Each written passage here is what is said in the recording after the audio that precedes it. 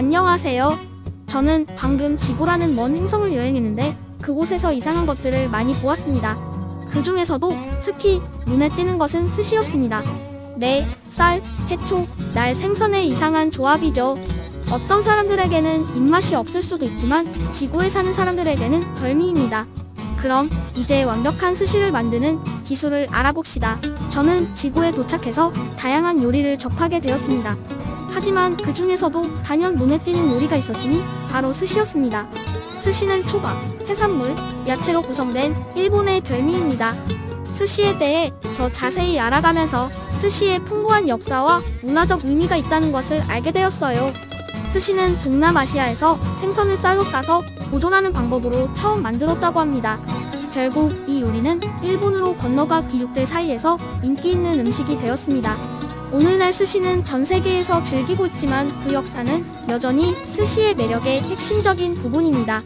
초밥의 기원은 매우 흥미롭지만 시간이 지남에 따라 초밥이 어떻게 진화하였는지 살펴보는 것도 흥미롭습니다. 한 가지 중요한 변화는 날 생선을 레시피에 도입한 것입니다. 19세기에 도쿄의 요리사 하나야 모헤이가 익힌 생선 대신 날 생선을 스시 위에 얹는 아이디어를 생각해낸 것이 혁신의 시작이었어요. 이러한 변화로 인해 현재 일본과 전 세계에서 가장 인기 있는 초밥인 니기리 스시가 탄생하게 되었습니다. 스시를 제공하는 방식도 시간이 지남에 따라 진화했습니다. 일본에서는 한때 노점상이나 작은 식당에서만 스시를 판매했지만 이제는 고급 레스토랑과 식료품점에서도 스시를 맛볼 수 있습니다. 스시는 전 세계적인 현상이 되었으며 모든 문화와 배경을 가진 사람들이 즐기고 있습니다. 하지만 스시가 특별한 이유는 무엇일까요? 그것은 맛뿐만 아니라 스시를 만드는 데 들어가는 세심함과 정확성입니다. 스시 요리사는 수년간의 훈련을 통해 완벽한 기술을 익히며 모든 스시는 세심한 주의를 기울여 만들어집니다. 일본에서 스시는 단순한 음식이 아니라 예술의 한 형태입니다. 스시를 제공하는 방식은 맛만큼이나 중요합니다. 스시 셰프들은 스시의 모양에 큰 자부심을 가지고 다양한 기법을 사용하여 각 조각을 아름답게 만듭니다. 스시가 특별한 또 다른 이유는 스시가 일본 문화를 반영하기 때문입니다. 일본인은 자연에 대한 깊은 존경심을 가지고 있으며 이는 음식을 준비하는 방식에서도 분명하게 드러납니다.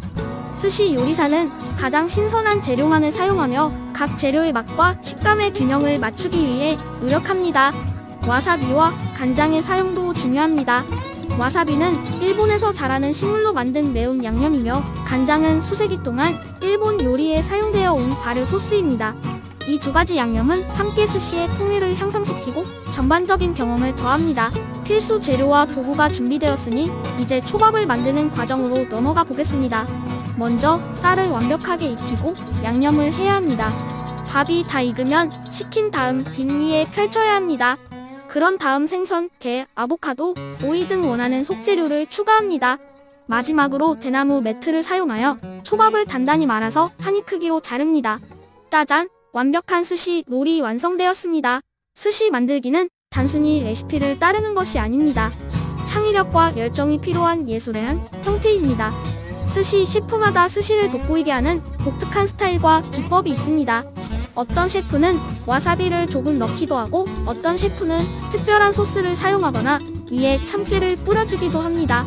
가능성은 무궁무진하며 이것이 바로 스시를 만드는 흥미진진한 이유입니다. 전통적인 스시 롤 외에도 작은 밥 위에 생선 한두 갑을 얹은 니기리 스시와 같은 다른 종류의 스시도 맛볼 수 있습니다. 그리고 생선회를 날 것으로 먹는 사시미도 있는데 보통 와사비와 간장을 곁들여 먹습니다. 어떤 종류의 스시를 선택하든 생선의 신선도와 품질은 항상 완벽한 스시를 만드는데 가장 중요한 요소입니다. 다음으로 생선, 야채, 양념 등 신선하고 품질 좋은 다양한 재료를 선택합니다. 모든 재료가 롤 안에 완벽하게 들어갈 수 있도록 정확한 모양과 크기로 조심스럽게 자릅니다. 장인들은 날카롭고 정밀하기로 유명한 일본 전통 칼을 사용합니다. 재료가 준비되면 스시 밥 위에 재료를 올리고 대나무 매트를 사용하여 단단히 말아줍니다. 롤의 모양과 식감을 유지하면서 서로 뭉쳐지도록 적당한 압력을 가합니다. 많은 기술과 연습이 필요한 섬세한 균형입니다. 하지만 완벽한 스시를 만드는 기술은 여기서 끝나지 않습니다. 스시의 비주얼에도 신경을 씁니다. 스시를 예술 작품처럼 보이게 하는 화려하고 대조적인 재료를 사용하여 시각적으로 매력적인 방식으로 롤을 배열합니다. 먹기에는 너무 아름다워요. 스시는 재료뿐만 아니라 창의력도 중요합니다. 독특하고 창의적인 스시 아이디어에서 영감을 얻고 매력적이고 식욕을 돋우는 방식으로 스시를 선보이는 방법을 배워보세요. 하트 모양의 스시부터 식용꽃을 얹은 스시까지 그 가능성은 무궁무진합니다. 재료와 프레젠테이션에 창의력을 발휘하면 손님들도 좋아할 거예요. 초밥의 또 다른 중요한 측면은 프레젠테이션입니다. 맛뿐만 아니라 모양도 중요하죠.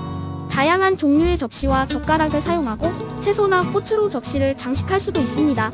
아름답고 식욕을 돋우는 디스플레이를 만드는 것이 관건입니다. 간장, 와사비, 생강 절임과 함께 제공하는 것을 잊지 마세요.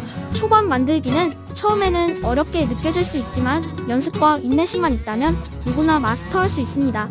간단한 롤부터 시작해서 더 복잡한 롤까지 만들 수 있습니다. 친구들을 초대해 스시 만들기 파티를 열 수도 있어요. 스시를 즐기고 새로운 기술을 배울 수 있는 재미있고 인터랙티브한 방법입니다. 결론적으로 완벽한 스시를 만드는 기술은 맛뿐만 아니라 창의성과 프레젠테이션에 관한 것입니다.